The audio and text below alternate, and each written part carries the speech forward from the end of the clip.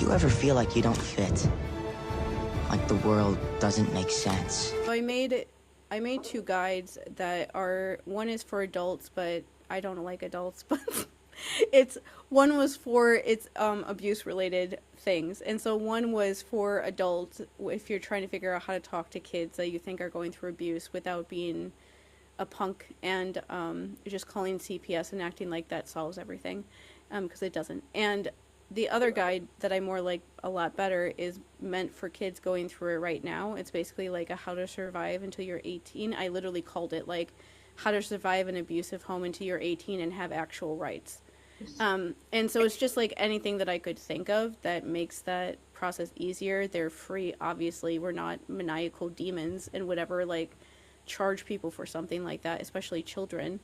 And we had the idea of making one kind of explaining general trauma related stuff that we talk about often using like the Percy Jackson characters because they're a perfect way to describe this stuff anyway. I have to actually ask Becky to make sure that it's fine, but I can't imagine a world where she's like, no, don't do that. Especially because we wouldn't be making money off of it ever. It would be free.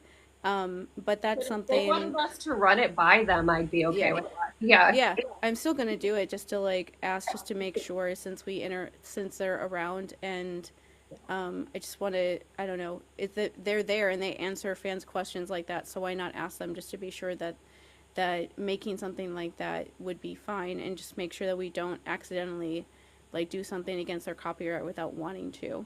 But it is like a thing that we want to do that, and so if there's ever anything that we've said that you've wanted us to talk about, or there's something that we've talked about you don't know what we mean, or anything involved in any of that, just like tell us and we'll talk about it. Next week we're gonna talk about like golden children and scapegoats, that are in leading up to Battle of the Labyrinth, because it sets up everything very well. With Percy and Zoe being the scapegoats, and Luke and Thalia and honestly Annabeth being the golden children.